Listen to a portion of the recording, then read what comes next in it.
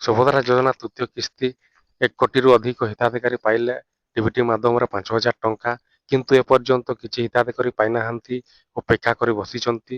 ତ ଦେଖନ୍ତୁ ଭିଡ଼ିଓକୁ ସମ୍ପୂର୍ଣ୍ଣ ଭାବରେ ଆପଣମାନେ ଜାଣିପାରିବେ, ଯାହାକି କ'ଣ ପାଇଁ କିଛି ଲୋକ ହିତାଧିକାରୀ ମାନେ ବାକି ରହିଯାଇଛନ୍ତି, ସେମାନଙ୍କ ଆକାଉଣ୍ଟରେ ଆସିବ କି ନାହିଁ, କ'ଣ ସୁବିଧା ରହିଛି, ପାଇବେ କି ନାହିଁ, ତା ମଧ୍ୟ ଆପଣମାନେ ଜାଣିପାରିବେ। ଭିଡ଼ିଓକୁ ଶେଷ ପର୍ଯ୍ୟନ୍ତ ଦେଖନ୍ତୁ। ତ ଦେଖନ୍ତୁ, ଆପଣମାନେ ବ୍ୟସ୍ତ ହୁଅନ୍ତୁ ନାହିଁ, ଯାହାକି ନା ଅନୁସାରେ ବା ସିରିଏଲ ଅନୁସାରେ ଆପଣଙ୍କ ଆକାଉଣ୍ଟକୁ ପଇସା ପଠାଯାଇଛି ଡିବିଟି ମାଧ୍ୟମରେ, ଆପଣମାନେ ପଇସା ପାଇପାରିବେ। ତ ଅପେକ୍ଷା କରିଦିଅନ୍ତୁ ଟିକେ, ସିରିଏଲ ବାଇ ସିରିଏଲ ଆସିବ। ତ ଯଦି ଆପଣମାନେ ଇKYC ଡିବିଟି ମୋବାଇଲ ନମ୍ବର ଆଧାର ସହିତ ଲିଙ୍କ କରିଛନ୍ତି, ତାହେଲେ ଆପଣମାନେ ପାଇବେ ପଇସା। ଆଉ ଯେଉଁମାନେ ନୂଆ ଆବେଦନ କରିଥିଲେ ଅପ୍ରୁଭ୍ ହେଇଛି, ତାହେଲେ ଆପଣମାନେ ପାଇପାରିବେ ପଇସା। ଡିବିଟି ମାଧ୍ୟମରେ ଆପଣଙ୍କ ଆକାଉଣ୍ଟକୁ ପଠାଯାଇଛି, ଆପଣମାନେ ଟିକେ ଅପେକ୍ଷା କରିଦିଅନ୍ତୁ, ପାଇପାରିବେ। ତ ଏଇଭଳି ଆଜିର ଅପଡେଟ୍ ଥିଲା। ଆଶା କରୁଛି ଭିଡ଼ିଓ ଭଲ ଲାଗିଥିବ, ତାହେଲେ ସେୟାର କରନ୍ତୁ, ଲାଇକ୍ କରନ୍ତୁ।